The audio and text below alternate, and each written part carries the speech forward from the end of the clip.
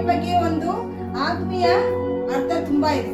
ಒಂದು ಆತ್ಮೀಯ ಅರ್ಥ ಇದೆ. ಅಂದ್ರೆ ನನ್ನ ಜೀವಿತಗಳಲ್ಲಿ ಎಷ್ಟೋ ಮಂದಿ ಬಂದು ಆಶೀರ್ವಾದ ಬಾಗ್ಲ ಮುಚ್ಚಬಹುದು, ಆದ್ರೆ ದೇವರ ಆ ಬಾಗ್ಲನ್ನು ತೆಗಿದ್ರೆ ಯಾರು ಮುಚ್ಚಲಿಕ್ಕೆ ಆಗಲ್ಲ.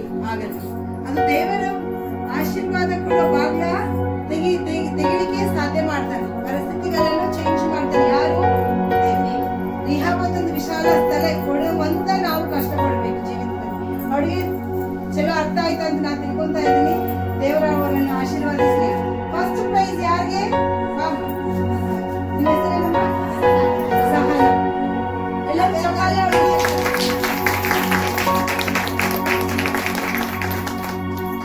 ಸೆಕೆಂಡ್ ಪ್ರೈಸ್ ಯಾರಿಗೆ?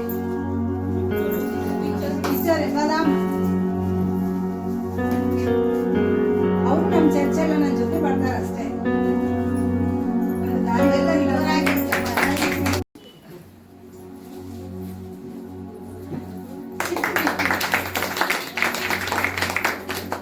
ಮತ್ತು 4ನೇ ಪ್ರೈಸ್ ನಿಮ್ಗೆ ಅಲ್ಲ ರೀ?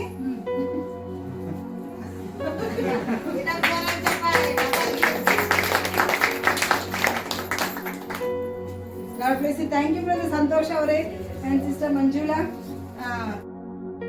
ಅದರದಲ್ಲೇ ನೀರು ಇಡ್ತಾರೆ, 1 ವರ್ಷ ಇಡ್ತಾರೆ. ಏನಾಗ್ತದೆ? ಆ ನೀರು ಕುಡಿಲಿಕ್ಕೆ ಆಗುತ್ತೆ ನಮ್ಗೆ? ಆಗಲ್ಲ. ಯಾಕೆ?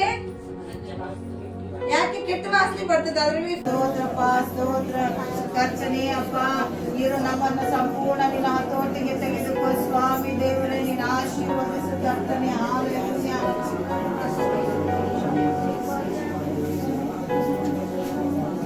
ಹಾಲೆಲೂಯಾ. ಸೋದರ ಸ್ವಾಮಿ, ಎಲ್ಲರೂ ನಾವು ಬಾಯಿಗಳನ್ನು ತೆರೆದು ನಾವು